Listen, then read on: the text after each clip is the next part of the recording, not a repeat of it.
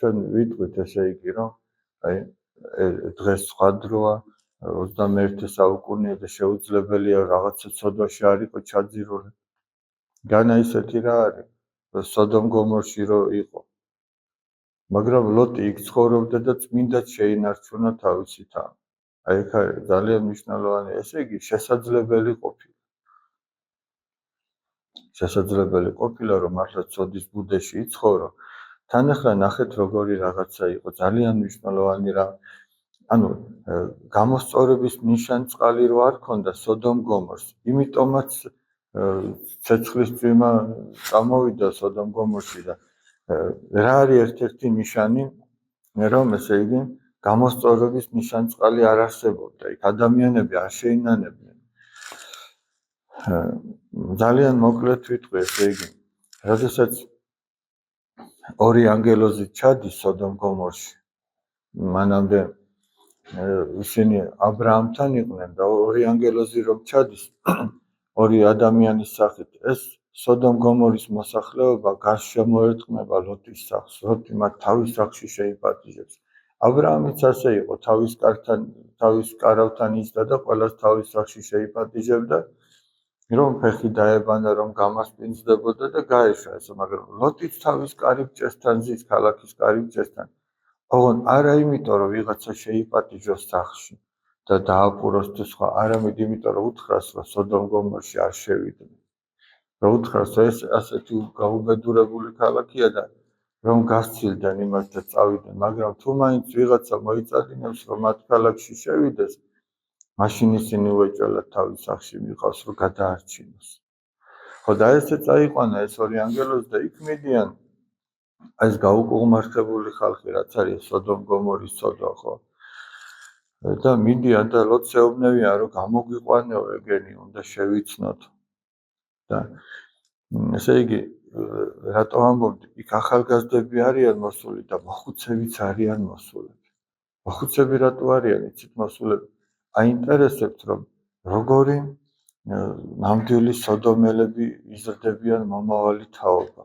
ანუ მართლაც თუ არიან იმ უზნეობის გამგრძელებლები, რაც იყო სოდომ გომორში გამეფებული და ამიტომაც ჩანს რომ ნიშანწყალი არ არსებობდა გამოსწორების. რატო? იმიტომ რომ მოხუცებული თაობა ცდილობდა რომ მომავალი თაობაც ეგეთი გაზრდილიყო.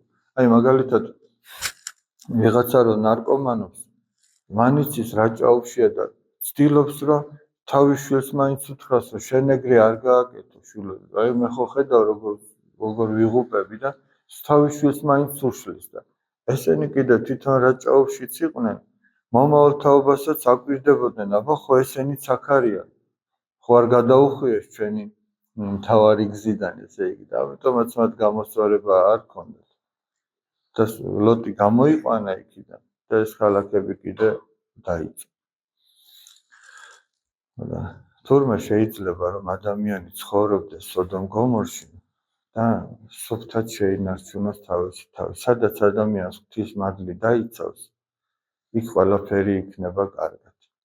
მაგრამ შეიძლება ადამიანი სამოთხეში ცხოვრობდა, სამოთხეში არ ცხოვრობდა, ევამ გადაწყვიტა რომ რა უნდა იმ შეკითხვაზე პასუხის გაცემას, რომ ღმერთმა მართლა ყველა ხისგან აუგზალა თუ ერთი ხისგან აუგზალა.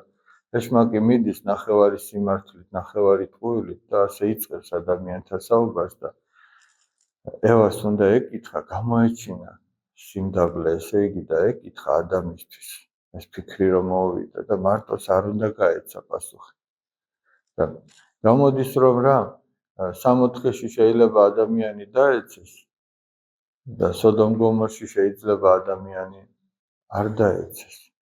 ესე იგი სადაც არის მადლი ღვთისა, სადაც არის სიმდაბლე, სადაც არის მორჩილება, იქ ადამიანი გადარჩება და იგივე უთხრა ანტონი დიცი.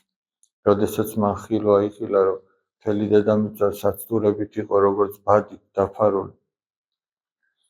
და ვინ გადაურჩებაო? და უფალმა უთხრა, გადაურჩებაო ხოლო თამდაბალი და მორჩილი. და ვერც კი შეეხებიან მას ეს საცდურები. ამ პარტავანი კაცი ვერ გადაურჩება. ეხლა თქვენ რომ სოფელში ბალახს რომ თიბავთ, რომელი ბალახი გადარჩება ხოლმე მოჭრისაგან, რომელიც მიწას არის გართხმული. თავაწეული ვერ გადარჩება ხოლმე, პირველი ის იჭრება. ხოლმე აგაც ესე ამპარტავანი კაცი თავაწეული ის ვერ გადარჩება. და როგორც ნათქვამია ამპარტავანთა შემოსრავს ღმერთი, ხოლო მდაბალთა მოსცის მადლიდან. ღმერთმა მოგვანიჭოს სიმდაბლე და აი ამ სიმდაბლის მადლმა უნდა გადაგვარჩინოს ჩვენ. სხვა გადარჩენა არ არის, მაგრამ სიმდაბლით და მორჩილებით უნდა გადარჩეს ადამიანი. წინასწარ გილოცავთ ნათლისღების დღესასწაულს და ღმერთმა ძალა მოგცეს ყველას, რომ ჩვენც ის პირობა ღვთის წინაშე დადებული პირნათლად შევასრულოთ, ვეცადოთ და ჩვენს ნათლულებსაც მივეხმაროთ აი ამ პირობის შესრულებაში, რომელი პირობაც ჩვენს ნათლულებთან ერთად დავდეთ. და შეიძლება ითქვას მათ მაგივრათაც კი დავდეთ, იმიტომ რომ 40 დღის ბავშვმა რა პირობა უნდა დადოს. ამიტომ ნათლია იღებს ამ პასუხისმგებლობას. ჩვენთან არის ღმერთი.